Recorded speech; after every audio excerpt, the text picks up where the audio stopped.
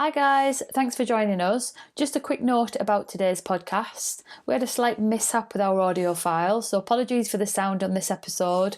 Hopefully you'll still find it just as interesting as the others, and we'll be back up to spec with the next one. Hello and welcome back to the TS12 podcast, Fitness and Wellbeing Explored. I'm Vicky Reese. And I'm Mary Carmen, and this is a bonus episode where we will be discussing 4 things you didn't know about exercise. Well, you might actually know some of them, but hopefully we can teach you something new today. So yeah, let's go. Let's just dive straight in. Vicky, what's number 1? So the first thing is, did you know, Marie Carmen, that as far back as 490 BC, which was about 2,500 years ago, Hippocrates was the first recorded person to prescribe exercise for an illness. No, I did not know this. So a little bit of information about Hippocrates. He was born in Kos in Greece around 460 BC. You might have heard of the Hippocratic Oath, maybe, or maybe not. No? Okay. Sorry. That's okay. I'm learning, that's what it's here for. So the Hippocratic Oath is one of the oldest binding documents in history. So it's held sacred by physicians, doctors. Yeah. And let's see, so the Hippocratic Oath is to treat the ill to the best of one's ability, to preserve a patient's privacy, and to teach the secrets of medicine to the next generation. So for a long time, all doctors had to swear on this Hippocratic Oath before they started practicing.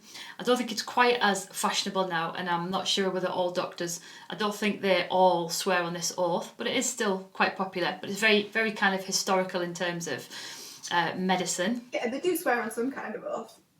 Yes, yeah, they do. And just a little fact alert for all you historians.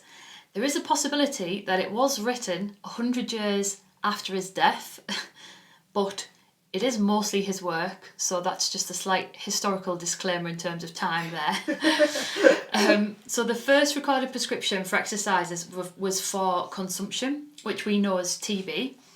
So TB, tuberculosis, I don't know if did you have your TB injections in your arm? Yeah, still got the weird scar. Yeah. Me too. So TB is a bacterial lung disease, and Hippocrates was the first physician to base his medical practice on the observations of and on the study of the human body. So he believed that illness had a physical and a rational explanation, whereas before him, and probably for some point after him, it was often believed it was the wrath of the gods. That was why you got a certain illness. Yeah. So just interesting to know. Yeah, I know. So just interesting to know that for almost like forever, for a very, very long time, we've known that exercise and movement is not just good for you, but it's essential to have a healthy body. Yeah. And that is point. That is really good. That's a very good point. Just to add to that, when I can't remember what it was, but it was some kind of show about COVID-19, and Tom Jones was on it. Was it Tom Jones, the Welsh guy? Yeah, Tom Jones. And I'm pretty sure he had TB when he was a kid. I'm sure it was something like that, and he actually had to self-isolate for 2 years in his house as a kid. He was saying like how far the world has moved on from where he was in his house in Wales, and now obviously he's in the position that he's in, and how the world has changed, but pretty much something similar is going on. So and I read that TB had like a bit of a resurgence in the 80s. And it's a totally curable disease and preventable disease as well. And I think that, I don't know if that was why, or maybe, was it the 50s? I'm not going to be right in the facts here, but this vaccination programme for TB in the UK has obviously been in place for a while to kind of protect us against that. But actually maybe not that long if Tom Jones had TB when he was younger. I mean, I could be wrong. I could have just... No. I think that would be about right. It might have been after that this vaccination programme came in. Well, that's really nice to know as well, that to explore these things, to see that there is hope, and we could get that vaccine, and we could all be getting horrible scars on our arms for coronavirus, hopefully someday soon. And, and all this suffering really for everyone. Yeah, so very absolutely. Good. I like that point, Vic. Thank you.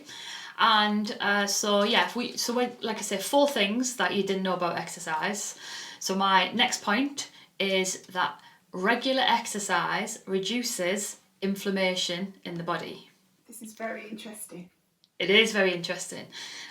So there's lots of studies that have proven that people who take regular exercise tend to have lower levels of inflammation in the body. So like I say, loads of studies have been done on this, and again, it might be kind of quite something that people can relate to at this time of, coronavirus. I think there's been kind of a lot of things in the news about inflammation in the body and inflammation markers to do with maybe people who are more prone to the disease. Yeah, definitely. So just to kind of give you the brief. So a high level of CRP in the blood is a marker of inflammation.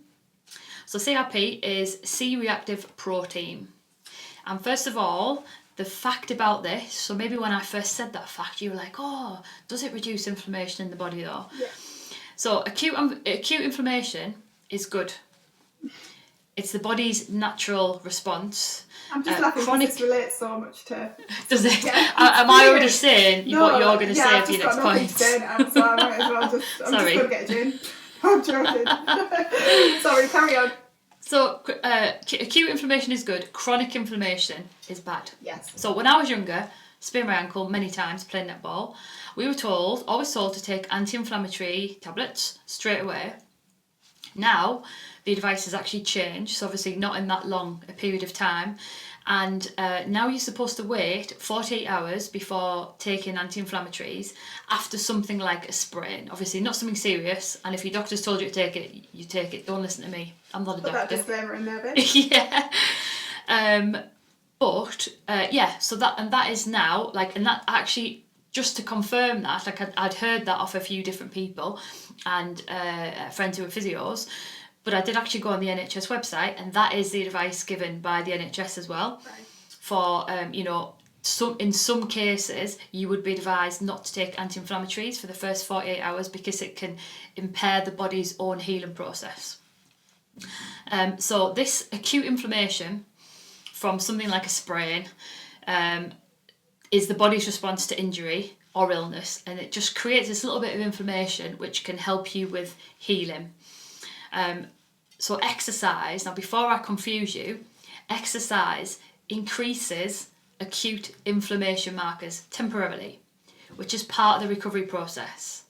So although regular exercise reduces inflammation in the body overall, exercise itself just acutely will create it. And again, that's just how you recover from exercise. Yeah. Chronic inflammation is when the body does its usual response but gets caught in a cycle of not healing. So more inflammation, not healing, and then other health issues can emerge. And research has shown that inflammation is an underlying culprit behind virtually all age-related diseases, where the body's own defences actually start turning on itself, and they harm what should be protecting in the acute phase actually starts to harm because there's no switching off of them. So what can you do? Exercise regularly. Yeah.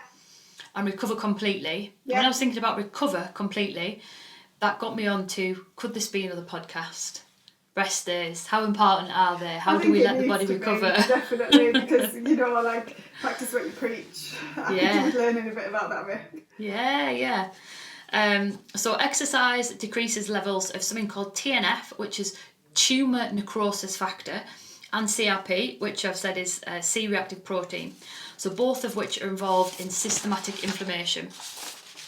So the key to reaping the benefits of exercise and avoiding chronic inflammation is making sure that you allow enough time for the body to recover after every strenuous session. Yeah. So exactly what we're just saying, rest days. So to summarise that point, by exercise, it's meant just be by being active. So being active for as often as you can, whether that is walking, cycling, gardening, gym, sport. And if you're exercising really hard, just make sure you get some rest days, Otherwise, you just build up these kind of levels of exercise slowly. I mean, I think probably need to check this, but is it something like 30 minutes a day is the recommended amount of exercise? Yeah, when you're talking about exercise, it's very different to kind of... Exercise is like a set activity that you are planning, whereas activity is just your daily kind of activity. It depends, you can mix it up, I suppose. You could do 30 minutes a day or an hour 3 times a week, and you know, covering all bases really. So yeah. So that is my second point. Well done. So Marie Carmen, over to you for points 3 and 4. Hope I haven't stolen your thunder in any of those points. No, it really flows with it actually, and it really kind of, I don't know, because I'm really playing on the whole, this podcast is called Explored, because however much I'd love to have facts, certain things are my take on things and how I understand things, and that's very important to say now while I'm going to give you all this information, because it is pretty much out of my depths, but it's something that has affected us as a family that I'm going to talk about. So although it is a fact, it's a very long-winded way to get to the end result, just because that's who I am. Nothing's ever straightforward. So my first point is how exercise can help to create homeostasis. Now, is that the right pronunciation? I think so. Homeostasis. I think. I'll probably say about 5 different variations throughout the whole thing. We know what you mean. Yeah, there's American English and Maui. So anyway, so exercise can help create homeostasis by causing stress to the body. So go on, sorry Rick. I was going to say, homeostasis, is that the body's natural state? It's how it is its body's most ability to maintain equilibrium. Right, okay, yeah. So I was going to say that I'm kind of second guessing if people will know what this means, and I've probably just overcomplicated it so they won't understand, but here we go. Basically, this is from something that we've experienced as a family recently, and I don't think you know about this, Vic, so because there's a little bit of time where I didn't see you for a while, with work being busy and stuff, so I'll make a start, and you know, you might say you know or not. But Jesse, my son, who is 7, so basically, long story short, he was really struggling at school, and from discussing this with an amazing friend, what he was suffering with at school and at home, he was suffering as well, and his wonderful teacher, we decided to go through CAMS, which is the Child and Mental Health Services. Have I told you, Vic? Don't think so. Okay, so we decided to go down that route with him, and just to explore really if there could be an issue there that we need to kind of address and to support him. And when this was all going on and we're kind of in the process of this and getting these appointments, the school arranged a talk from a man called Gary Wilson, and he wrote a book called Helping Your Boys Succeed. And I know someone in your family might appreciate this, Vic, because you've got boys, haven't you? I have, yeah. 2 nephews. And he's done loads of research and analysis on how boys underachieve compared to girls, and he explores this and gives reasons why and kind of tells people. That's interesting. It's really interesting. So for example, boys are not emotionally ready for school at the age of 5, so they're less kind of emotional talkers, because at such a young age they're more interested in kind of playing, and that's how they better communicate. They lack independence from a young age, which creates bad habits, and then all of a sudden we ask them to step up. So for instance, I pretty much, as you heard last week, wipe my children's backside. Not Jessie, but do you know what I mean? Unless that bit has been cut from the pod. And because of this, they tend to process things slightly different to what girls would. I'm not saying girls don't struggle as well, but you know, just as a general kind of thing, this is what was discovered. So there's other things like the use of boys will be boys and boys are silly, and so the kind of media, things with t-shirts and stuff, it's creating this negative portrayal rather than a positive reinforcement for our boys to succeed and to have that kind of self-worth. And then obviously these are all the points that he talked about, which we can recommend his book in the notes. He also then talked about how the boy's physiological needs need to be met first and foremost. And this ties in with a course we went to. CAMS do courses, and one of the courses was on autism, which wasn't necessarily the right course for Jessie, but we went along to it. We were a bit uneducated on it, to be honest, so we went along to this course to see if it was something that would help Jessie, and to be honest, it was brilliant. Even though we don't think it was probably the route that we need to go down with Jessie, learning and understanding people with an ASD is just something that everyone should really know, because we should understand everyone and have a better understanding of people. What's an ASD? An autism spectrum disorder. Oh, okay. Yeah. So basically, we've had this talk at school. We've had we've been on this course, and this man talks about so much more than the man with the book on How Boys Achieve talks so much more, and it is really worth looking into that book. But one of the things that really did sound out to us was sensory needs. So how Jessie's a sensory seeker, he needs to touch everything, he's wriggling about all the time. And that led us on to, again, long story short, he got diagnosed with a developmental coordination disorder, which is quite similar to dyspraxia. So how his brain kind of connects with his body in telling him how to act and move, it's almost misfiring. So his coordination and therefore his movement is kind of late to the party. So it's just a miscommunication, or kind of a bit, that's slow, that's not the right word to use, but it's just not as efficient, if you like. Yeah. So that's where Jessie is at the moment. So because of this, he's a sensory seeker, he can't sit still, he fiddles, he moves, and this is his body trying to regulate constantly. So he's constantly trying to create this homeostasis within his body and try and have that foundation. So his basic physiological needs are being met.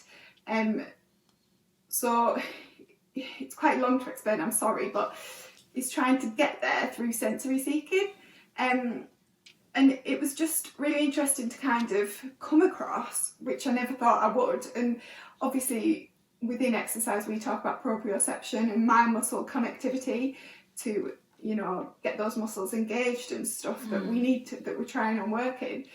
So when I was looking more into this, discussing it with my lovely friend and Jessie's occupational therapist, I was showed a pyramid model by A. Maslow, and it's called the hierarchy of needs. Have you heard of it?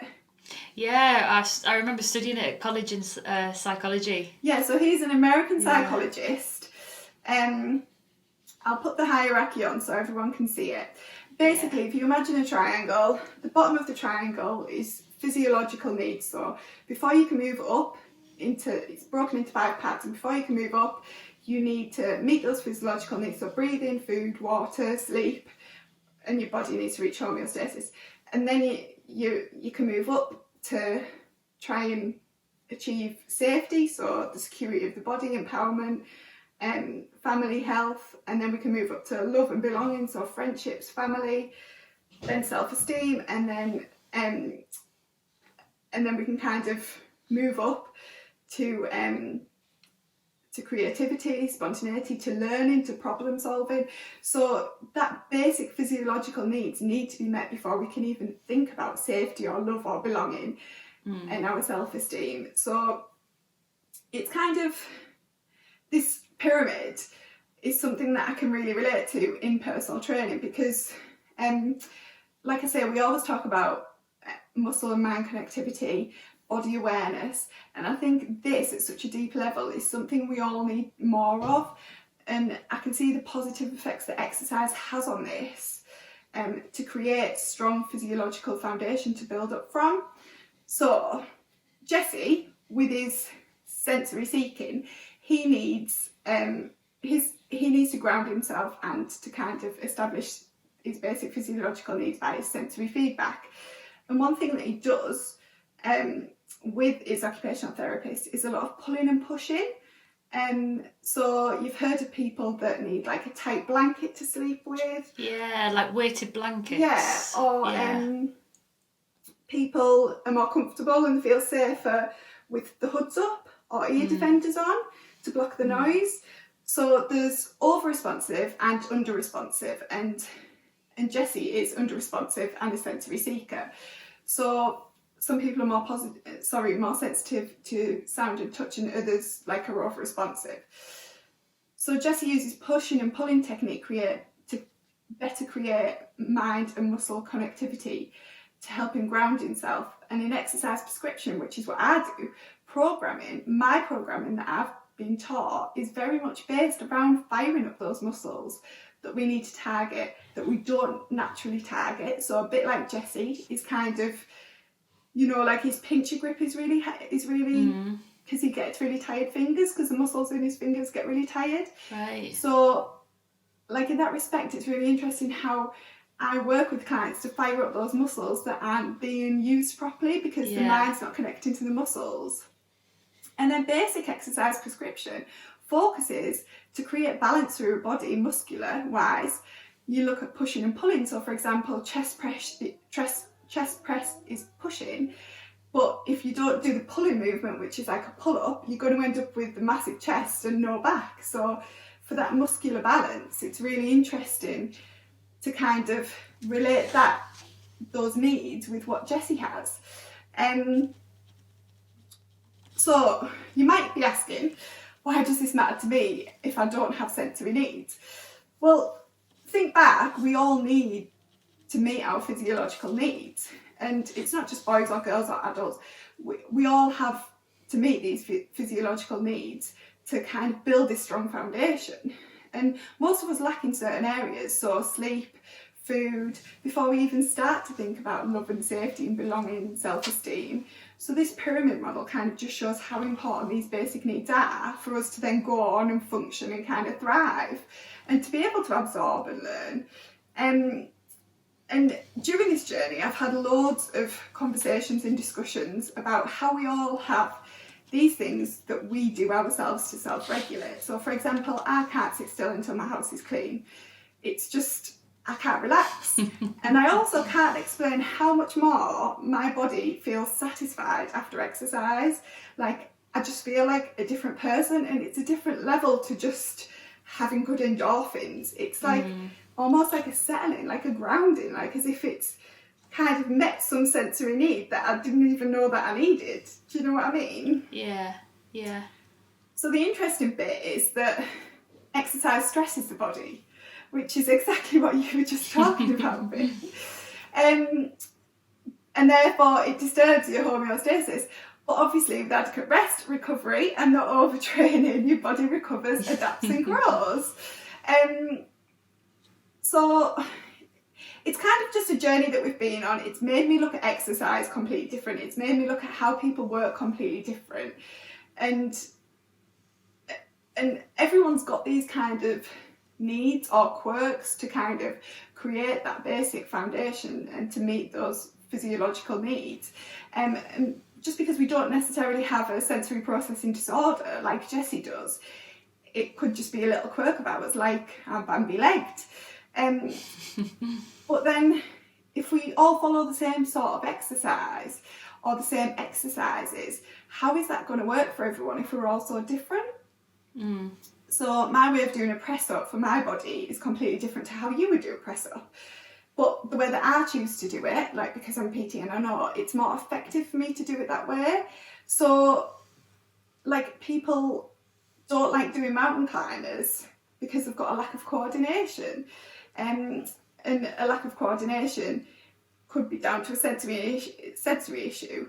So I just think perfect form is something that really isn't perfect form. As long as it's safe and effective, then that's all that matters. Obviously safety first, but everyone's got their own little ways of doing things, and I think we shouldn't have that kind of, no, you have got to be this way because that is perfect form to what I know.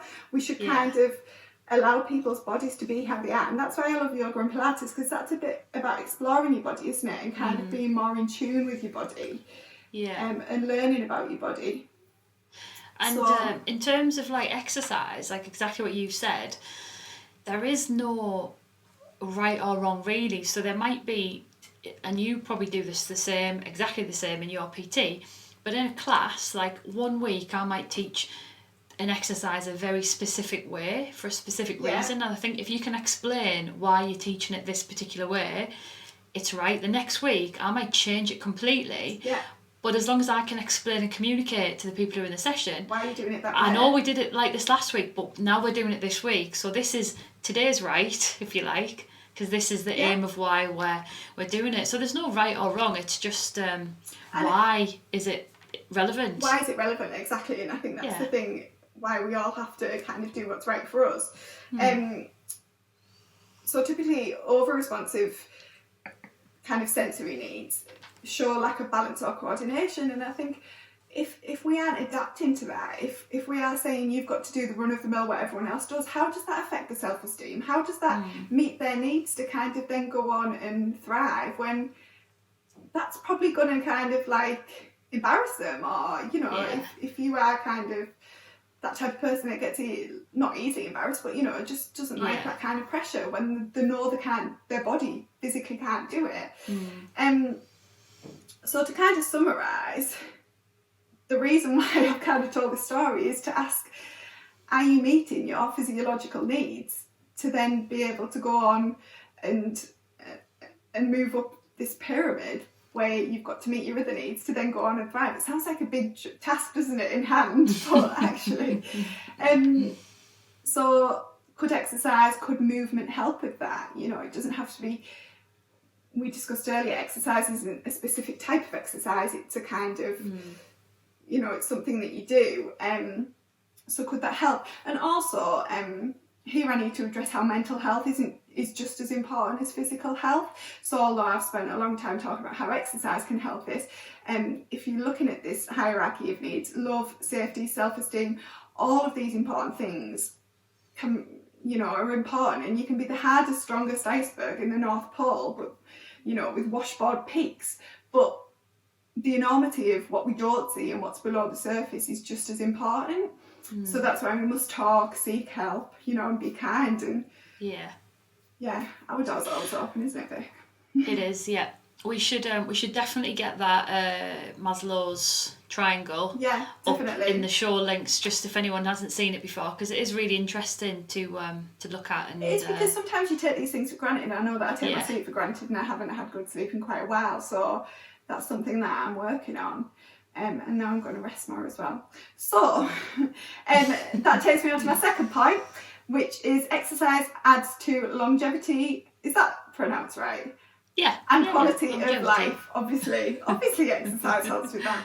So basically, do you want to be the old man that is stiff as a board, or the old lady who walks everywhere but breaks a bone after a fall? So the perfect body is a happy one, but also one that functions. So we need to cover all bases. So you need strength. Strength training reduces the chances of osteoporosis, for example, as it increases bone density, something which is very important for women. Obviously men too, but women, hormonal changes throughout the lives, changes the body dramatically. You also need good cardiovascular health for your heart and lungs to be healthy, and you need mobility. So basically all those muscles that you never stretch, you might just end up making you stiff as a board. So that is obviously vitally important as well. So you also need stability, so not just thinking about the t-shirt muscles, you need to work on the muscles that we don't see. So you could be hot as, but we can't see your abs because you bent over with bad back. So all those... Not heard of t-shirt muscles before, okay. That's a good one. No. Yeah, t-shirt muscles, not the inner core, those washboard bits. So we need this kind of rounded fitness. Obviously food plays a massive part. My main concern of diet culture is people burning their muscle away through an unbalanced, ridiculously low calorie diet, and that's something that people may lead to regret as they get older, because obviously the effects of malnutrition and lack of vitamins and minerals as well can drastically affect the body in a negative way. So it's just something to consider how you want to be when you grow older. So fitness and self-care can help with that. And our physiological needs being met, because fitness and self-care can help with that too. So it's also vitally important to do what you enjoy when it comes to exercise, and do something that's effective to what you are trying to achieve. Don't waste your time doing something that is not effective. We touched on this last week, didn't we? And don't do something you don't enjoy, because that won't lead to long-term change and including it in your life long-term. And make sure you're doing something effective which is going to last you for the rest of your life, because there's so much stuff out there at the moment. There's so much, like this quick little 10-minute exercise, and I'm like, oh my god, like you'd be better off going for a 10-minute walk in that. Do you know what I mean? So yeah. However much consistency is the key, isn't it? Consistency is the key. Training effective and progression and overload. So for example, if you get to 5k, you don't progress your miles, you never progress your speed, or how many times you do that 5k a week, or try different harder terrain, you will never get fitter or better at that. You'll always stay at the same level. So in order to progress, you need to overload whichever system you're choosing to use, or a muscle that you're working on. Obviously, if you're happy at that level, then that's totally fine. But yeah, you need to progress, overload, and train effective.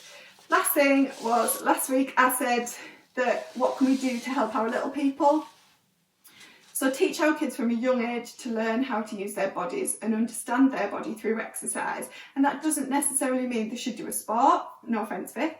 I'm sure, like, obviously... I am very sport biased. Yeah. Everyone should play sport. And I'm the opposite, because I never found one that I liked. Or that I was good at, because my coordination was rubbish. So even, like, adult exercise, kids love it. Like, this is why people are enjoying the Joe Wicks, because they're doing it with the mum, and it's what the mum or dad do. Do you know what I mean? So try and push them into exercise to help them achieve mind-muscle connectivity, so they don't have to do so much work as they get older, and they will become better self-regulators from it, you know, and teach them the importance of food as fuel as much as enjoyment as well. Another great book that we've used is The Out of Sync Child, which is about sensory processing disorders. I should hold it up to that camera, shouldn't I?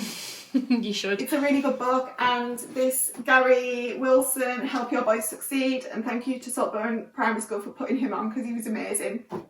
But yeah, both definitely worth a read, just to understand. And the opening bit of this book, it actually says, like, we hope you learn something about your little people, but maybe you'll learn something about yourself too, and that is definitely what I've done by reading these books. So that is my 2 parts. Nice. Long-winded, I'm sorry. Yeah, that's all right. That's a great take from that. So, Marie Carmen, can you pick one thing, one short thing, of what is your most interesting fact or piece of information from today? That we used to think for so long it was down to the gods. Yeah. Seriously, that scares me. I didn't realise it went on for that long. I thought people were quite clued up on this medicine thing. I mean, I used to watch that programme, Dr. Queen Medicine Woman, and that was from quite a long time ago, so... I vaguely remember it. I don't think I've watched it properly. Well, it was set a lot of years ago, and I would have thought that, yeah. Anyway. No concept of history, sorry. What about you? That's okay. So, when you were talking about the triangle, one quote popped into my head, and I haven't had a chance to check if this is correct, so I'm hoping I've managed to remember it. But Joseph Pilates, the creator of the Pilates exercise movement, if you like, one of his famous quotes was, "Physical fitness is the first requisite of health." So I hope I've got that right. But basically what he's saying is what you were saying, that you've got to kind of get the blocks in order first, almost like with your body. The foundations, to then build up those other levels of the pyramid. So that just kind of, I hope, I'm going to have to check that afterwards, that I've got that right. But no, well, do you know what, though? We need a disclaimer for this whole thing, because it is just how I've taken experts. Things. We're not, like, one of my friends is a psychologist, and she's probably thinking, oh my god, shut up. But like, it's just the way that I look at things and what I've taken from what's happened. And it's just really helped me understand people better, helped me understand people's movement better, the capabilities, and I don't think there's anything bad to them from that, really. I think it's just what we can learn about each other. So yeah, it's been interesting, and your points have been very interesting, Vic. So thank you. And yours, thanks. Let's hope everyone else agrees. I know. Well, we hope you've learned something of interest today. And even if you haven't learned anything new, we hope that you've had fun listening to us chat away. So thanks so much for listening, everyone. We'll be back with our next episode on Thursday morning, and we'll post the podcast links on our social media, like on Facebook and Instagram, and you can search us on Spotify, and by the time this is published, you should be able to search us on iTunes. So search for the TS12 Show, Fitness and Wellbeing Explored. And just thank you for listening. Our current time is that our first ever show's just gone out, and we're absolutely over the moon with it. So thank you so much for listening and all your lovely feedback. Yeah, thanks everyone. Thank you. See you next week. Bye. Bye. Smashed it!